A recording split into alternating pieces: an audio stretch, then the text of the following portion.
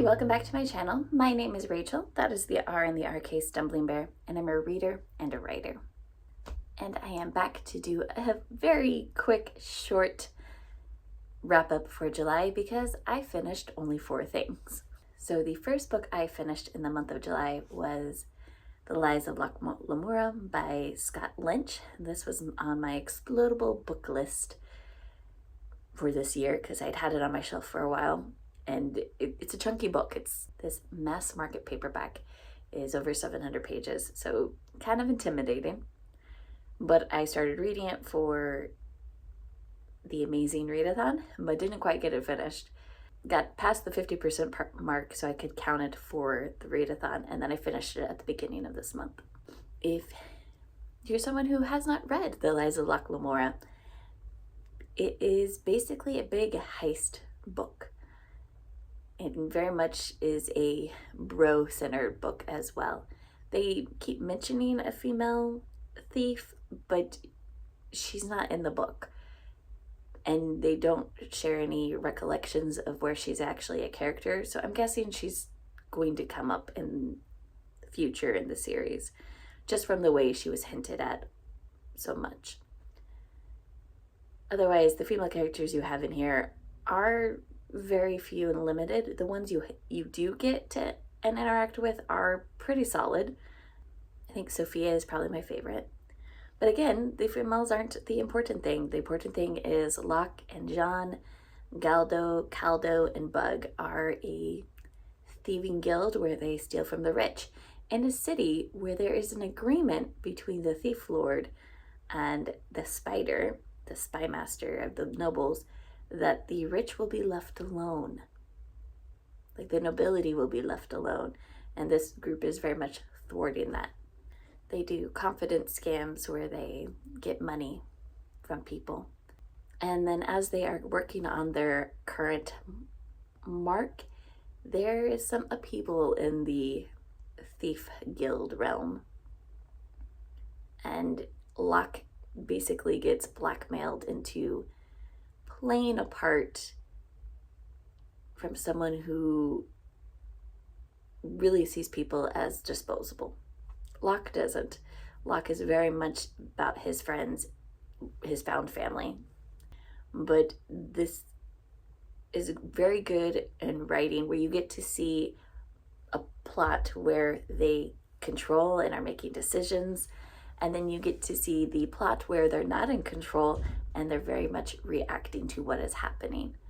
And I think that those two plots are actually very well done. If you like urban fantasy, this is set in a single city. There's brief interludes where they talk about going to different places, but mostly the prime two plots are happening in the main capital city. So I actually really enjoyed this, and I know that the series is not finished, so I'm not necessarily in a hurry to read the second book, but it definitely is on my TBR. I then finished Bisection by Sheila Janae. This is one of the finalists for the self-published science fiction contest, and it's an interesting concept where the main character is actually two people. There's a right side and a left side. I forget which one's logical and which one's artistic, but the society that they're in, the logical side has more control. So just imagine there's two people in your head and they take turns controlling your body, but they have very different ideas of what they should do. They come from a planet and a society that seems to be very regimented. The main characters are part of a scientific team, and while they're out doing scientific work in what is thought to be a remote area, they come across aliens. And so the main characters decide to stow away onto this alien ship because the aliens, once they realize they've been discovered, are leaving fast because they were there to observe, not for first contact. So they get onto the ship and they go and they get embroiled in a plot that was happening already with the other aliens. The one downside to this book is I was kind of disappointed that it took us back to Earth, I'm like, we have this huge universe, and oh, everyone's very enamored with Earth and everything. For me, I'm like, we're already in this wide universe. Why mention Earth at all? Like, let's just have fun with who these people are. And this book very much has themes about oppression and logic versus artistic creativeness, and how a society really needs both in order to be fulfilled. Then I finished a reread of Murder by Memory. My Goodreads buddy read group decided to read this together, and I was like, oh yes, I will reread this. And it still stands as a 5-star for me.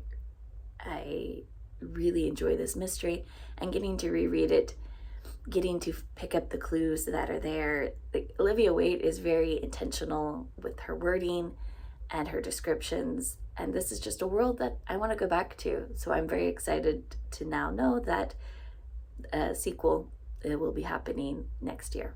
And then the last thing I finished in the month of July was called Midsummer Mysteries by Agatha Christie. And I picked this up for the Herkiad 2.0 challenge. One of them was repeat one from the first year, and I like the idea of reading a book for every season in the season. So summer, midsummer. And I am familiar with Agatha Christie. I've read a couple of her novels before. I'm not a huge mystery fan, so some of these short stories worked for me, some didn't. But something I really love about this collection is it has a bibliography. So it says where things were first printed, which matters because there are definitely 2 short stories in here that felt like they should have been in a collection by themselves, and apparently they were. Because it seemed like people are sitting around talking about strange occurrences that have murder, and you only get 2 of them. And I'm like, but there's more characters. So it kind of does make me interested to go pick up that collection to finish the other short stories. But it was fun to kind of see the different detectives that Agatha Christie has written. And overall, I liked it. All right, so what am I currently reading and going into August?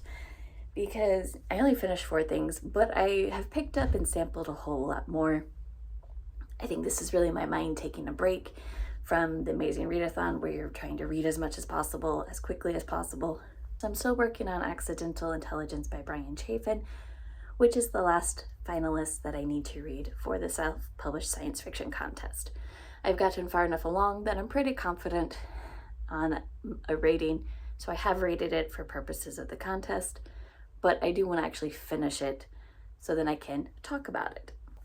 I am still working on the short story collection by Ann Leckie from Lake of Souls. I am just really reading one of these a day, basically. That's kind of how my brain works. I have picked up Disability Visibility, which is a collection of essays from people who are disabled in some different way. I'm still on the first section, so not too far into it. Picked this up for Disability Pride Month, which was July. And then this will work for a Herkiad 2.0 prompt. And then I picked up another short story collection called The History of the World Begins in Ice by Kate Elliott. I think actually the beginning section of this is short stories, and then the second section is essays, from what I gathered from the introduction.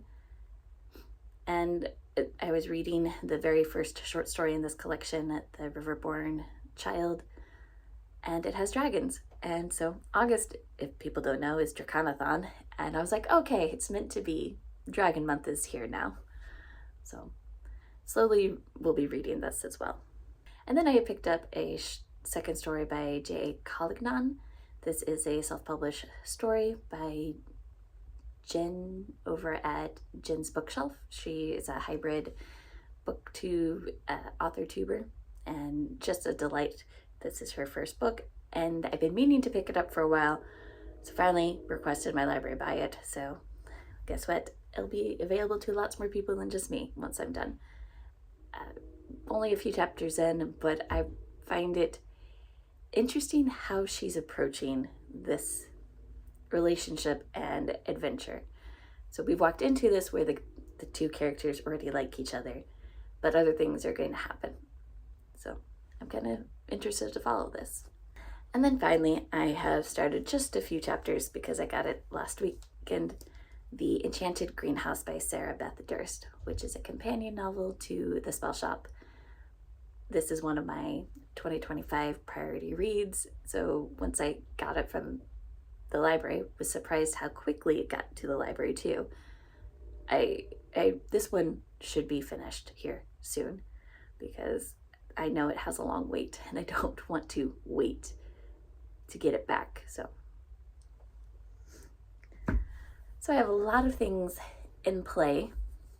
And as I said, that the month of August is Draconathon. So that's read books about dragons or with dragons in them.